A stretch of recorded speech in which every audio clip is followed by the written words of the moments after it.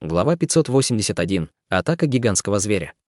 Хотя Хань Ли и Мэйнин были новоприбывшими, охранники мельком взглянули на них, не задавая никаких вопросов. Вместо этого они окружили возвратившихся и стали взволнованно задавать им вопросы. Возвратившиеся показали им сумки с рыбой и креветками, в результате чего охранники вскрикнули от удивления. Хань Ли нахмурился. Казалось, что еда здесь была скудным ресурсом. Вскоре после этого Хань Ли пронесся глазами по всей деревне. Вся деревня находилась под защитой высоких каменных стен, а все здания были грубо вырезаны из того же камня, что и стены. В центре деревни была небольшая каменная платформа, которая была в несколько раз выше, чем другие здания.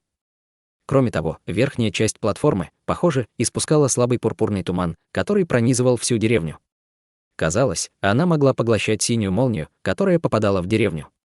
Пурпурный туман был, несомненно, своего рода заклинанием, но Хань Ли не смог ощутить ни намека на духовную ци внутри каменных стен. Вместо этого он только ощущал холодную энергию инь, висевшую в воздухе. Хотя его духовное чутье все еще был в ловушке внутри его тела, он все равно мог остро ощущать духовную ци. Хань Ли не мог понять, почему это происходило. Группа тощего мужчины вошла в деревню и уже прибыла в большой зал возле платформы. За пределами зала была группа людей, которые перешептывались с группой тощего мужчины, пока один из них смотрел в сторону Хань Ли пристальным взглядом. Хань Ли почувствовал, как его сердце дрогнуло. Этот человек обладал самой глубокой внутренней силой среди всех, кто здесь присутствовал. Если бы это было во внешнем мире, Хань Ли бы смог легко убить его, не придавая этому большое значение. Но казалось, теперь Хань Ли придется несладко с ним. В этот момент тощий мужчина подошел к группе людей и сказал что-то им, а затем повернулся и указывал на Хань Ли и Мэйнин. Затем группа людей перевел свои взгляды на Хань Ли. Хань Ли молчал и спокойно наблюдал за ними, в то время, как Мэйнин занервничала. Тощий мужчина подозвал их двоих и сказал: «Вы двое, подойдите. У деревенских старейшин есть к вам несколько вопросов». Хань Ли кивнул головой и спокойно подошел вместе Мэйнин. Группа людей, которая стояла снаружи, уже развернулась и вошла в зал, и вскоре последовал Хань Ли. Пухлый старик, который сидел в центре зала, посмотрел на них с добрым выражением и сказал: «Пожалуйста, присаживайтесь. Поскольку все мы, люди, мы, естественно, делаем все возможное, чтобы помогать друг другу. Однако этот мир отличает от внешнего мира. Не хотите ли сначала представиться сами, прежде чем я расскажу про эту землю?» Остальные сели рядом с ним, и тот, кто смотрел на Хань Ли из зала, тоже был среди них. Он смотрел на Хань Ли с враждебным выражением. У него были узкие глаза и бледная кожа. В этот момент его энергичные глаза охватили Хань Ли и красавицу Мэйнин за ним. Хотя он молчал, в его глазах мелькнуло странное выражение. Хань Ли небрежно улыбнулся и спокойно ответил, а о нас мало что можно сказать. Мы встретили призрачный туман в море и оказались здесь. Что касается моей личности, то здесь она не имеет значения. Старик улыбнулся, услышав неопределенный ответ Хань Ли. Он посмотрел на них, прищурившись, а затем сказал: «Вы двое были культиваторами, поэтому нет смысла скрывать это». С этими словами взгляд старика опустился на сумку для хранения Хань Ли. Выражение лица Хань Ли оставалось неизменным, но он был в шоке. Мэйнин побледнела от беспокойства. «Вам не нужно бояться. Хотя среди нас не так много культиваторов, мы рады, что вы присоединились к нам. Однако вы двое не сможете использовать магическую или духовную силу в призрачной области. Единственные силы, которые вы сможете использовать, это несколько сырых боевых искусств и призрачная энергия». «Призрачная энергия?» — удивленно спросил Хань Ли. Старик закрутил бороду и медленно сказал: «Верно. Она несколько похожа на магическую силу, но ее нельзя использовать для создания магических техник. Однако культиваторы могут использовать внутренние ядра теневых зверей для создания мелких магических формаций. Они очень полезны в нашей деревне. И даже если вы не владеете заклинаниями, тело культиваторов намного сильнее, чем тело обычных людей. Безусловно, нам очень пригодится ваша помощь». Немного подумав, Хань Ли спросил: «Достопочтенный старейшина, вы хорошо разбираетесь в культиваторах? Есть ли в деревне другие культиваторы?» Пухлый старик ухмыльнулся и сказал: «Конечно, есть, но их всего около 6. Я сам один из них. Когда меня затянуло в призрачный туман, я был всего лишь культиватором заложения фундамента». След удивления мелькнул в глазах Хань Ли, но когда он хотел было задать несколько вопросов, весь зал бушевал. Вдалеке в деревне, казалось, был огромный монстр. Выражения людей в зале сильно изменились, и они больше не обращали внимания на Хань Ли. Они все сразу ушли, и Хань Ли вскоре последовал за ними с выражением нерешительности на лице. Деревенские старейшины командовали несколькими сотнями крепких юношей, чтобы все они бросились к высоким стенам с большими каменными пиками в руках. Хотя их выражения были напряженными, они действовали с совершенной дисциплиной, как будто уже много раз проходили через это. Хань Ли повернул голову в ту сторону каменной стены, откуда доносился грохот. Хотя он чувствовал, что толчки стали еще более мощными, пока больше ничего не происходило. Хань Ли потер подбородок и стал оглядываться по сторонам. Затем он подошел к высокому зданию неподалеку и воспользовался хаосом, чтобы запрыгнуть на стену и подняться на крышу каменного здания. С вершины здания Хань Ли смог увидеть, что происходит. Вдалеке он увидел, что камень и песок яростно вращаются в воздухе в изумительном черном ветре, а по земле распространяется черный мороз, поглощая все на своем пути. Он казался поразительно холодным. Казалось, что это был инветер, о котором говорил тощий мужчина. Это действительно не то, с чем могли справиться обычные смертные. Однако, когда инветру оставалось около 300 метров до деревни, он начал исчезать. Его исчезновение сопровождалось сильным толчком на землю, и в этот же момент большой объект упал на землю. Хотя это произошло на довольно большом расстоянии от Хань Ли, он все равно почувствовал странную ауру. Вскоре из ветра появилась 40-метровая черная фигура. Когда Хань Ли увидел истинную внешность черной фигуры, он почувствовал, что его кровь заледенела в жилах. На первый взгляд черная фигура выглядела как гигантская серая обезьяна, за исключением того, что у зверя было 4 глаза и пара крыльев между его ребрами. В одной руке он держал бревно из черной древесины, в глаза его были налиты кровью. После того, как появилась истинная форма зверя, многие громко закричали: «Это жестокий мучитель!». Быстрее выставить великие щиты, в одно мгновение огромное количество женщин, детей и пожилых людей стали доставлять в стены всевозможные щиты. Но вскоре после того, как они сделали это, огромный зверь метнулся на деревню. Толчки, вызванные прыжками зверя, поразили Хань Ли. Казалось, что каменные стены рассыплются до того, как зверь врежется в них. Но в следующий момент огромные щупальца образовались из нескольких нитей плотного фиолетового тумана и жестко вцепились в ноги огромного зверя. В результате огромный зверь потерял равновесие и упал перед каменной стеной. Люди, стоявшие у стен, тоже невольно потеряли равновесие от толчка, вызванного падением зверя. Хань Ли бессознательно посмотрел на высокую платформу и с ужасом обнаружил, что на платформе сидели 4 человека, скрестив ноги. Их тела были покрыты слабым слоем фиолетовой ци, как если бы они использовали технику. Это призрачная энергия. Сердце Хань Ли дрогнуло. В следующее мгновение раздался приказ — огонь, в следующее мгновение на огромного зверя обрушился град из пиков и стрел. Когда Хань Ли наблюдал за этим, его сердце стало биться быстрее от волнения.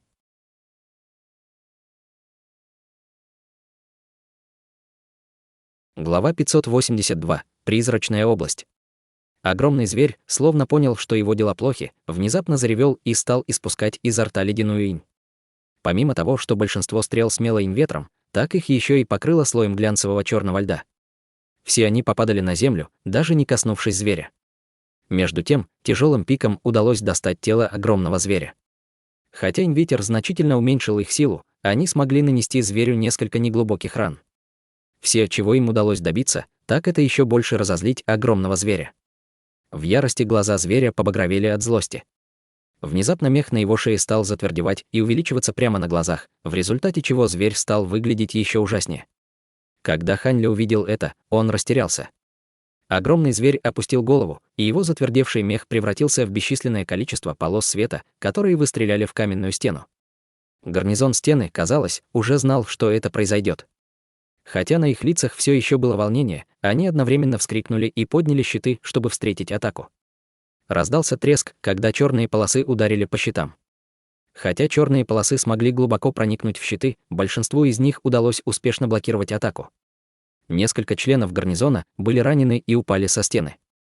Неизвестно, выжили ли они или нет.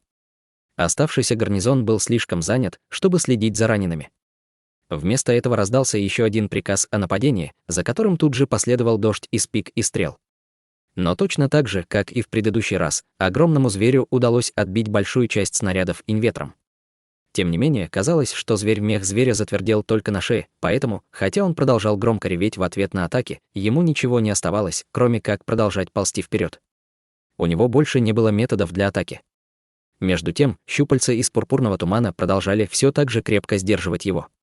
Последовало еще 6 атак со стороны людей, в результате чего, казалось, зверь, в конце концов, исчерпал свою инь и не мог продолжить его сопротивление. С этого момента стрелы и пики попадать чаще, пробиваясь в тело огромного зверя. Пока это продолжалось, зверь получил незначительные травмы, и его яростный рев стал более энергичным. Он продолжал колотить землю, в результате чего вся она стала покрыта ямами. Глядя на огромную силу зверя, в сердце Хань Ли бессознательно появился страх. В этот момент, словно это было запланировано заранее, группа мощных мужчин метнулась к стене. У них в руках были 12-метровые пики. Эти мужчины подняли пики и с силой запустили их в огромного зверя. Эти мощные выстрелы сотрясли воздух. Хань Ли был поражен, насколько мощный ветер смогли создать эти выстрелы. Каждый из этих людей должен обладать мощной внутренней силой, чтобы быть в состоянии бросить пики с такой легкостью. В следующее мгновение по всему телу зверя начали появляться брызги крови размером с чашу. Поскольку все удары были мощные, они прибыли зверя к земле. От изначальной жестокости и свирепости зверя не осталось и следа. Со стен раздались радостные возгласы людей, а на их лицах появилось облегчение. Клубы фиолетового дыма исчезли бесследно. Затем группа людей бросилась к деревянным воротам с лопатами в руках, очевидно, намереваясь прикончить зверя. Остальные направились к раненым. Но перед тем, как деревянные ворота полностью открылись, громадный зверь внезапно взревел и, собрав последние силы, метнул в небо огромное 30-метровое бревно. Бревно летело в сторону деревни. Увидев, что огромный зверь был при смерти, несколько жителей деревни радостно выбежали. Однако, все они удивленно вскликнули при виде того, что в их сторону летит огромное бревно. Внезапно взревев, один из мужчин жестоко ударил в центр бревна обеими руками. Бревно отскочило в другом направлении и упало там, где не было людей. Затем этот человек упал на землю без сил. Это был мужчина среднего возраста с суровым выражением на побледневшем лице. Спасенные жители деревни вздохнули с облегчением и немедленно отблагодарили своего спасителя. Побледневший мужчина просто махнул рукой с равнодушным выражением, а затем вернулся в исходное положение. В глазах Хань Ли вспыхнуло удивление. После того, как побледневший мужчина спас этих людей, он бросил на него Хань Ли холодный, небрежный взгляд. Хотя Хань Ли не знал, что мужчина имел в виду этим взглядом, он явно не значил ничего хорошего. Хань Ли нахмурился и задумался над тем, что мог иметь в виду этот мужчина. В этот момент внезапно открылись деревянные ворота, и несколько десятков крепких мужчин вышли из деревни, чтобы добить зверя. Однако они не остановились даже после того, как зверь умер. Они продолжили резать его тело, размозжив ему череп, а затем вытащили зеленый драгоценный камень большого размера. Все обрадовались при виде этого. Хань Ли моргнул, внезапно почувствовав, что зеленый драгоценный камень выглядит несколько знакомым. Немного подумав, он вдруг вспомнил, что это. Во время своего путешествия в небесном зале он находил много подобных среди останков гигантских марионеток. Неужели они были из одного и того же материала? Поглядев на него еще немного, Хань Ли молча спрыгнул с каменного здания. Пухлый старик и другие старейшины уже вернулись в зал, и у Хань Ли все еще были вопросы к ним. Когда Мэй Нин увидела, что Хань Ли вернулся в зал, она последовала за ним с опущенной головой. Став свидетелем этой ожесточенной битвы, она осознала всю опасность этого места и стала беспокоиться. Когда Хань Ли вошел в зал, старейшины уже вернулись на свои места. Когда пухлый старик увидел Хань Ли, он улыбнулся и хотел было что-то сказать, как вдруг в зал вошел высокий, крепкий мужчина с зеленым драгоценным камнем в руке. Крепкий мужчина положил драгоценный камень на стол перед старейшинами и с уважением сказал: «Великие старейшины, это драгоценный камень зверя жестокого мучителя. Пожалуйста, взгляните на него». Старик взглянул на драгоценный камень и с радостью сказал: «Мы причинили вам массу неприятностей. До этого мы отправили вас всех, чтобы воспользоваться уничтожающим призраком, чтобы принести рыбу. Вы не останетесь без достойной награды. Большое спасибо, старейшины». Высокий мужчина пришел в восторг от слов старейшины и с довольным выражением на лице вышел из зала. Хань Ли стоял в стороне и наблюдал за всем этим с отстраненным выражением. Странный зверь, которого вы видели, был теневой зверь, известный как жестокий мучитель. Должно быть, это было для вас шоком. Хотя призрачная область простирается всего около 100 километров, в нем есть демонические звери, люди и всевозможные теневые звери. Хань Ли тут же удивленно спросил: «Здесь есть демонические звери?» Старик горько улыбнулся и замолчал, а затем сказал: «Конечно. Сюда попадают не только культиваторы, но и демонические звери. Хотя демонические звери и не могут здесь использовать свои демонические техники, у них у всех развитое тело, поэтому они обладают невероятной силой. К счастью, они находятся в нескольких конкретных областях и питаются только теневыми зверьми. Они не представляют для нас большой угрозы, так как они вряд ли здесь появятся. Однако, призрачные звери бывают разные. Они рождаются из призрачной ци этого места и с рождения любят есть людей. Иногда мощные теневые звери атакуют человеческие деревни. Хотя большинство деревень способны противостоять им, некоторые, более мелкие деревни часто бывают подвержены полному уничтожению. Между тем, в этой теневой области теневым зверям нет конца. Как только погибает один жестокий мучитель, через какое-то время конденсируется новый. Немного помолчав, Хань Ли спросил: «Судя по тому, что вы сказали, есть и другие человеческие деревни, конечно. Хотя их мало, всего около 8 других деревень, разбросанных по всей территории призрачной области. Пищи здесь мало, поскольку кроме нескольких кусочков плодородной земли, остальная земля бесплодна из-за тяжелой призрачной ци. Хотя демонических зверей тоже можно употреблять в пищу, большинство людей погибают при охоте на них. Таким образом, люди могут выжить только в этих деревнях. Любой, кто бесполезен и слаб, не сможет тут выжить». Последние слова старик проговорил ледяным голосом.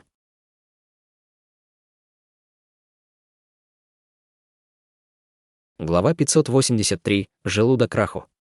Хань Ли нахмурился, глубоко вдохнул, а затем спросил: «Вы назвали это место призрачной областью. Не имеет ли это место какое-либо отношение к потустороннему миру из легенд? Есть ли способ восстановить магическую силу? Ну и самое главное, я хочу вернуться во внешний мир. Я не собираюсь оставаться здесь. Знаете ли вы об этом что-нибудь?» Пухлый старик покачал головой и вздохнул. «Большинство людей родилось здесь, а большинство людей, которых сюда приносит призрачный туман, в конце концов пожирают теневые звери. Вам очень повезло, что вы смогли добраться до деревни. Все мои близкие и друзья находятся во внешнем мире. Если бы вернуться назад было так легко, стал бы я жить здесь так долго, изо дня в день на пороге кризиса. Что касается того, имеет ли это место какое-либо отношение к потустороннему миру, кто знает. Однако есть старейшина, который здесь дольше меня, и он считает, что эта область является щелью между человеческим миром и потусторонним миром. Вот почему здесь такая плотная концентрация призрачной ци, но зверей, которые могут принять физическую форму, не так много. Кроме того, среди культиваторов ходят слухи, что этот мир не имеет ничего общего с потусторонним миром. Эти культиваторы считают, что этот мир на самом деле является желудком легендарного дьявольского зверя – Раху. Легенда гласит, что Раху способен как пожирать звезды, так и разрывать пространство, и что он любит скрываться на морском дне и всплывает на поверхность, чтобы прокормить себя. Вот как можно объяснить появление призрачного тумана у моря и его связь с этим местом. Услышав это, выражение лица Хань Ли сильно изменилось. Раху. Это звучит не так убедительно по сравнению с потусторонним миром. Я не верю, что весь этот мир находится внутри дьявольского зверя. Старик неторопливо проговорил: «Верно, когда я впервые услышал об этом, я тоже был потрясен. Хотя в это трудно поверить, с какой-то вероятностью это может быть правдой. Однако в этом случае люди бы были из одного места. Но всякий раз, когда появляются новые люди, все они приходят из тех мест, о которых другие даже не слышали. Например, я прибыл с небольшого острова в провинции Южного залива Великого Королевства Цзинь. Остальные культиваторы тоже прибыли с разных мест: из моря 5 драконов, небесного песчаного континента, моря рассеянных звезд. Хотя все мы из разных мест, но все мы здесь равны. Великое государство Цзинь. Ты культиватор государства Цзинь». В глазах Хань Линь мелькнуло удивление. Когда он был в небесном южном регионе, он много слышал о уважаемом государстве Цзинь. Старик широко распахнул глаза. «Неужели ты тоже из великого государства Цзинь?» Хань Ли покачал головой. «Нет, но я слышал о нем. Я знаю, что это огромная страна, и я всегда хотел ее посетить, но у меня никогда не было возможности». На лице старика появился след разочарования. «Жаль. Но как я сам желаю туда вернуться», затем старик усмехнулся. «Господин культиватор, если вы хотите узнать, что такое настоящий мир культивации, вам надо обязательно посетить великое государство Цзинь. Насколько мне известно, нет другого мира культиваторов, который бы сравнивался с ним. Не совру, если скажу, что великое государство Цзинь является священным местом для культиваторов». Хань Ли потер нос, но, несмотря на горькую улыбку на лице, его сердце разволновалось от слов старика.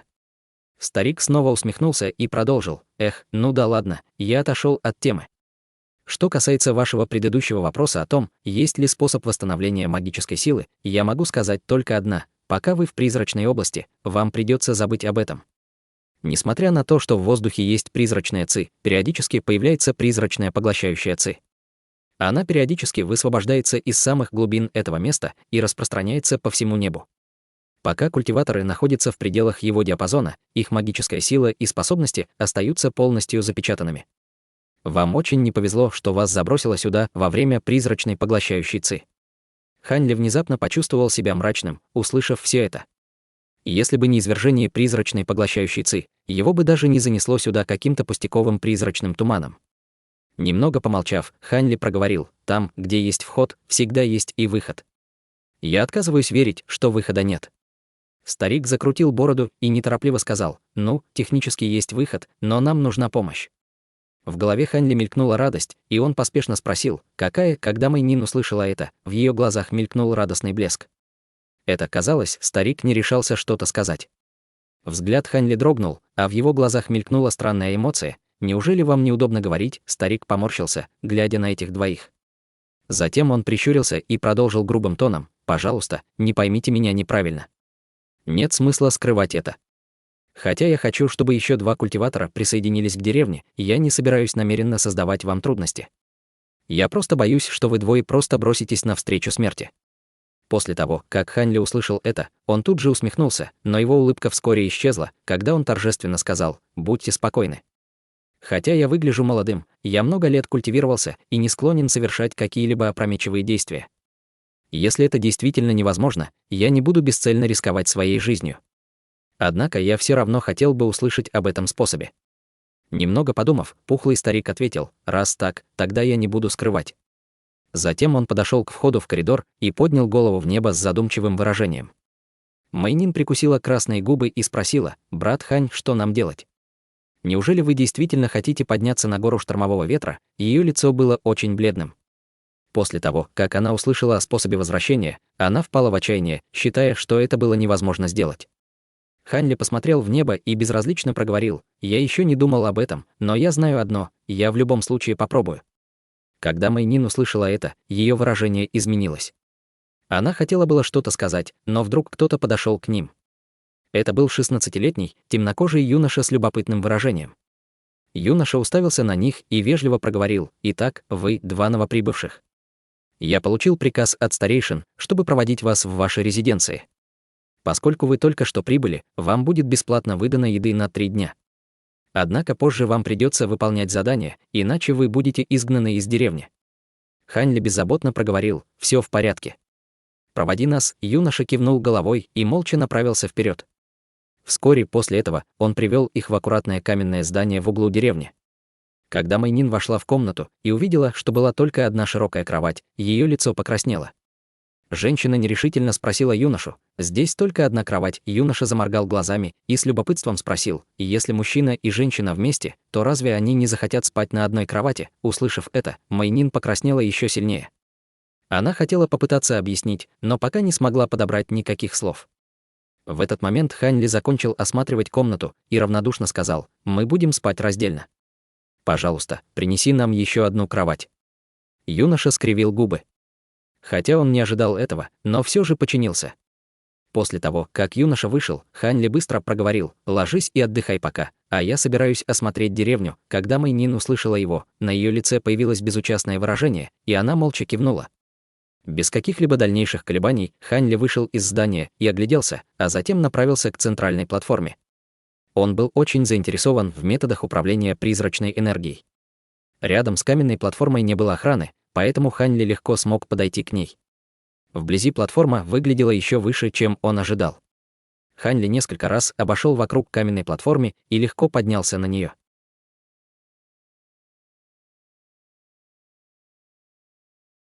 Глава 584. Каменные талисманы и звериные кристаллы. Хань Ли прошелся по платформе, с любопытством изучая каменный диск. Диск был помещен на платформу и был более 3 метров в ширину. На нем было много странных декоративных узоров, а также множество глубоких талисманных символов. Хотя сейчас никто не использовал платформу, она продолжала излучать пурпурный туман, который закручивался в небе над деревней. Поскольку Хань Ли был опытным ученым в создания заклинаний, он стал пристально осматривать платформу. Внезапно его лицо дрогнуло. Казалось, он что-то понял. Хань Эль нахмурился и погрузился в свои мысли. Находясь полностью в своих мыслях, Хань Ли вдруг услышал незнакомый голос позади него. «Вы думаете о чем-то серьезном, господин Даос?» Сердце Хань Ли дрогнуло. Он внутренне выругался из-за того, что кто-то подкрался к нему. Получить ранение в таком состоянии было бы очень опасно. Однако дело было не в небрежности Хань Ли. Он все еще не приспособился к тому, что у него нет ни магической силы, ни духовного чутья. Хань Ли насторожился и повернулся. Перед ним был беловолосый старик с длинными волосами. Его лицо было все в морщинах, а глаза были наполнены мудростью. Старик широко улыбался Хань Ли.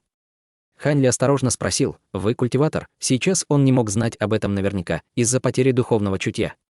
Старик улыбнулся и ответил: «Я Ба Хуанцзы, старый культиватор с моря 5 драконов. Вы, вероятно, один из новоприбывших культиваторов, море 5 драконов». Хань Ли очень заинтересовало это название. Хань Ли немного расслабился и спросил: «Да, так и есть, господин Даос Ба. Моя фамилия Хань, я бродячий культиватор с области моря рассеянных звезд». Море рассеянных звезд. Раньше здесь был Даос с моря рассеянных звезд, но, к сожалению, он погиб во время миссии, столкнувшись с ужасным призрачным зверем. К несчастью, здесь действительно мало даосов, владеющих талисманов. Судя по тому, как вы пристально рассматривали каменный талисман, вы, очевидно, разбираетесь в этом. Старик вздохнул и быстро сменил тему. Каменный талисман. Вы говорите о диске. С озадаченным выражением лица проговорил Хань Ли. Он первый раз слышал об этом. Длинноволосый старик прищурился и гордо проговорил: «Хе-хе. Неудивительно, что вы не знаете об этом. Каменные и нефритовые талисманы почти исчезли в других землях. Только несколько сект в нашем море 5 драконов еще могут создавать древние талисманы». Когда Хань Ли услышал это, его озадаченное выражение сменилось на хмурое. Он взглянул на старика и сказал: «Я никогда не слышал о каменных или нефритовых талисманах. Я потратил довольно много времени на изучение талисманов, а узоры на каменном диске привели меня в изумление. Ваше объяснение развеяло мое замешательство, но я не ошибусь, если скажу, что это ограничительная формация основа на этих талисманах». Старик был в шоке, услышав это. Затем он потер рука об руку и проговорил с улыбкой на лице: «Я действительно не ожидал, что этот господин Даос знает и о талисманах, и об ограничительных заклинаниях. Вы заслужили мое уважение.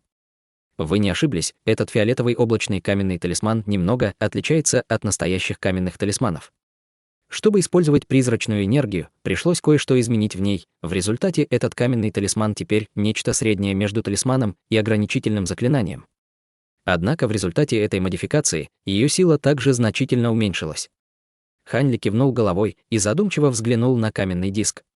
В глазах Хань Ли мелькнуло замешательство. «Исходя из того, что вы сказали, вы можете использовать призрачную энергию для создания магических техник, используя драгоценные камни из призрачных зверей и заклинания. Тем не менее, я не вижу, чтобы в этот диск были встроены драгоценные камни. Возможно, для этого каменного талисмана характерно что-то другое. Похоже, господин Даос еще много чего не знает. Конечно, вы видели, как мы убили жестокого мучителя сегодня днем.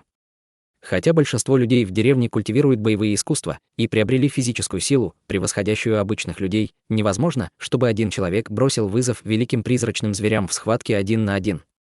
Мы не можем идти на бой против призрачного зверя, опираясь только на физическую силу. Вот почему мы используем призрачную энергию, чтобы задержать врага. Однако это также поглощает запас драгоценных камней деревни, поэтому сначала нужно учитывать, сможет ли деревня оставаться без них». Старик улыбнулся и остановился на мгновение, а затем продолжил: «Несмотря на это, эти драгоценные камни невероятно сложно приобрести. Как правило, чем больше демон, тем вероятнее, что в их черепе есть такой драгоценный камень, но гарантии в этом нет. Было несколько случаев, когда потратили огромные усилия и ресурсы, чтобы убить огромного призрачного зверя, но, распотрошив весь его труп, так и не нашли ни одного драгоценного камня. Кроме того, некоторым жителям удавалось найти драгоценный камень после убийства огненно-чешуйчатых зверей, но это скорее исключение. Таким образом, спрос на драгоценные камни призрачного зверя поразительно высок из-за постоянных нападений призрачных зверей. Однако за все эти годы нам удалось насобирать около 10 драгоценных камней, которые мы используем только в случае крайней необходимости. Как только битва завершена, мы их немедленно возвращаем. Каменные талисманы мы устанавливаем на несколько дней, пока не закончится сила в них. В них мы можем установить драгоценные камни, которые были выточены специально для них. Казалось, старик был слегка недоволен методами деревенских старейшин и протер квадратную борозду сбоку каменного диска с раздраженным выражением на лице. Хань Ли молча улыбнулся в ответ. Он считал, что старик сказал ему все это, чтобы вовлечь его в борьбу за власть в деревне. Однако Хань Ли это совершенно не интересовало. Казалось, что старик начал вести себя как смертный после того, как временно сошел с пути культивации и вовлек себя в борьбу за политическую власть. Хань Ли вздохнул и почувствовал, что это довольно печально. След разочарования появился в глазах старика, когда он увидел, что Хань Ли промолчал. Но вскоре выражение его лица пришло в норму, и он начал спокойно болтать. Старик сказал: «Неизвестно, сколько лет уже существует эта заброшенная земля. Хотя пока здесь очень мало культиваторов, я считаю, что со временем здесь будут сотни культиваторов. Я слышал, что культиваторы формирования ядра и культиваторы зарождающейся души прожили здесь до конца своих дней». Взгляд Хань Ли дрогнул. Здесь были культиваторы зарождающейся души. Старик вздохнул. Верно. Хотя я не знаю, сколько лет назад это произошло, но когда-то этот эксперт был втянут на эту землю и даже был старейшиной этой деревни. Я предполагаю, что с ним случилось то же, что и с вами. Его затянуло в призрачный туман, когда произошло извержение призрачной поглощающей ци. Обычно странный туман был бы не способен захватить такого эксперта. Наверное, так и есть. Однако призрачная поглощающая ци очень мощная. Я предполагаю, что только культиваторы стадии преобразования божества из легенды смогут противостоять ему. Стадия преобразования божества. Хе-хе, кругозор господина Даоса очень широк. Что касается того культиватора зарождающейся души, хотя он уже умер в этом месте, он оставил несколько записей, некоторые из них детализируют его опыт культивации. Снаружи эти предметы были бы невероятно ценными, но здесь... Хех, старик покачал головой с сожалением. Хань Ли проговорил: его опыт культивации. Я очень заинтересован. Вы знаете, где они? Записи опыта культивации культиватора зарождающейся души чрезвычайно ценные. Естественно, что Хань Ли хотел их посмотреть. Старик потер морщины на лице и небрежно сказал: «Хе-хе». Я был взволнован так же, как и вы, когда впервые услышал об этом. Однако, оставаясь в этом месте так долго, я полностью потерял к ним интерес. Без какой-либо магической силы эти записи — просто ерунда. Если вы все еще заинтересованы в том, чтобы взглянуть на них, то все оставшиеся вещи культиваторов хранятся на складе. Старик указал на потрёпанное каменное здание в углу деревни. Хань Ли едва смог подавить свое волнение, спокойно проговорив старику несколько слов благодарности старику. Старик еще немного поболтал с Хань Ли, а затем ушел. Хань Ли наблюдал за уходящей фигурой старика, поджав губы. Немного подумав, он покачал головой и спустился с каменной платформы. Затем он быстро направился к складу с вещами, которые остались после культиваторов.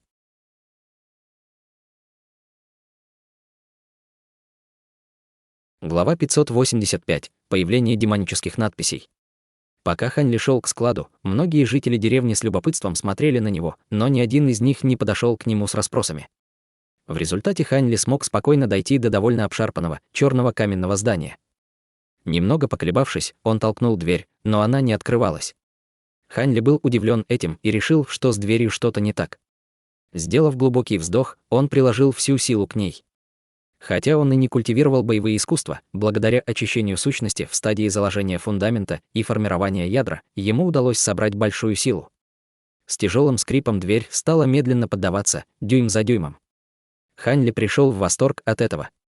В тот момент он обнаружил, что по какой-то причине дверь была в 2 раза толще обычной двери. Неудивительно, что дверь было так трудно открыть. Хань Ли быстро вошел в комнату и тут же почуял влажный запах распада. Он поморщился и затаил дыхание, пока свежий воздух не ворвался в комнату и не очистил большую часть неприятного запаха.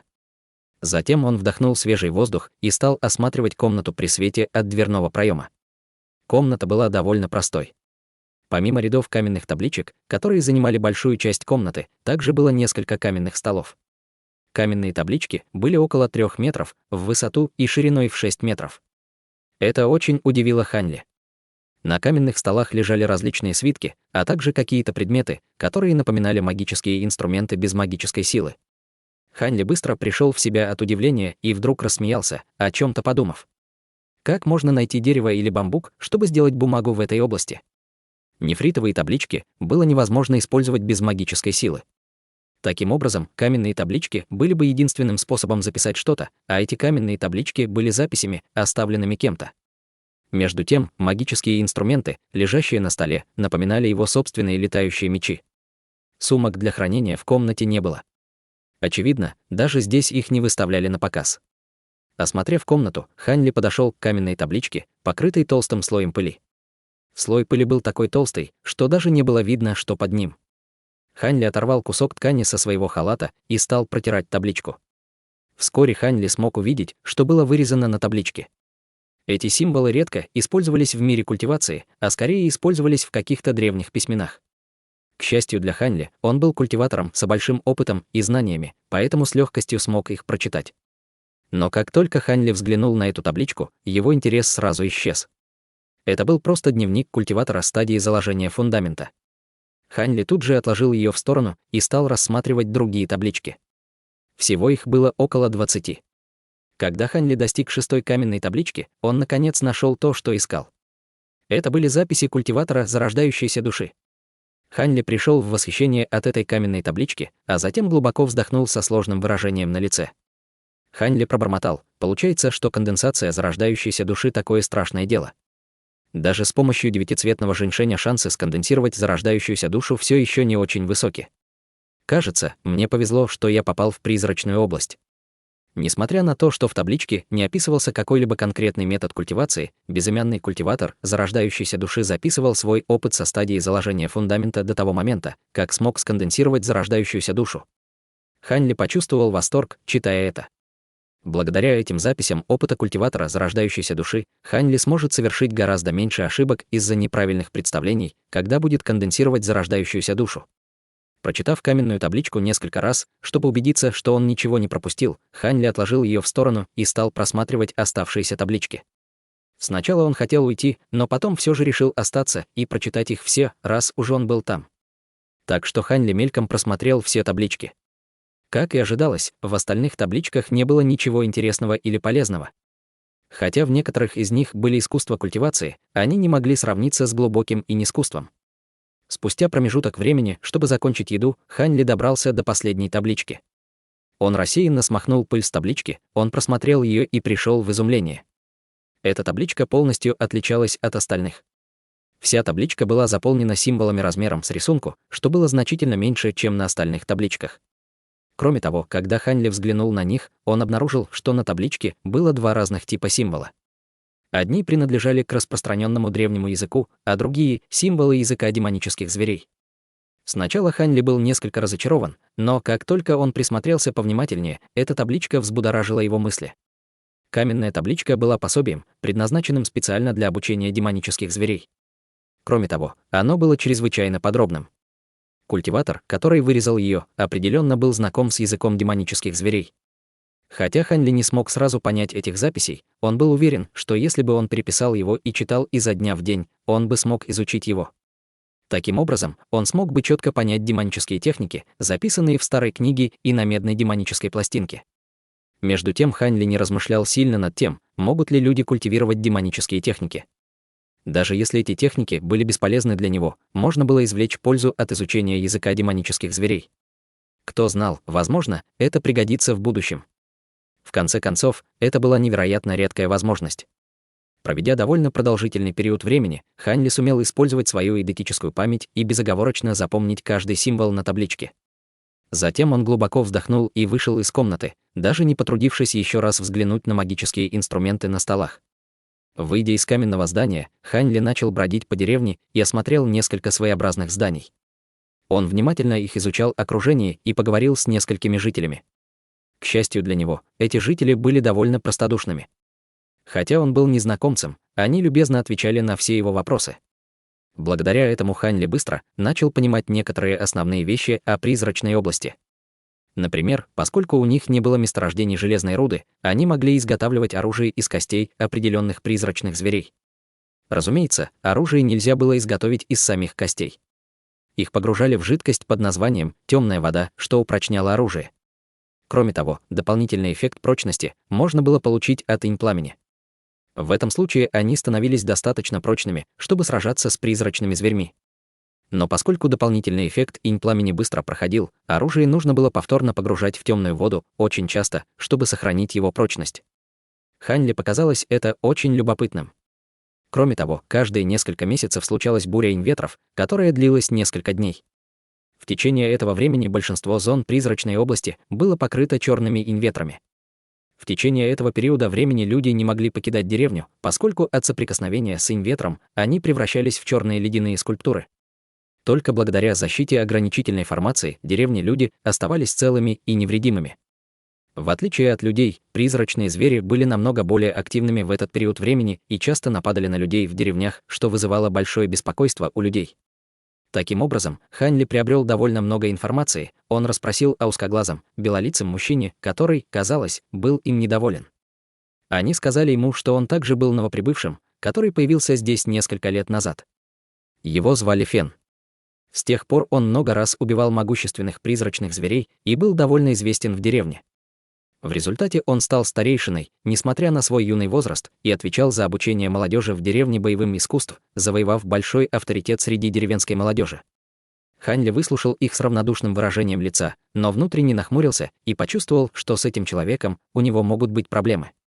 Прогулявшись по деревне еще некоторое время и просмотрев все, что там можно посмотреть, он направился в свои апартаменты. Но как только он прибыл, Хань Ли вдруг услышал мужской голос, исходящий из комнаты. «Что? Все, что я только что сказал, было правдой.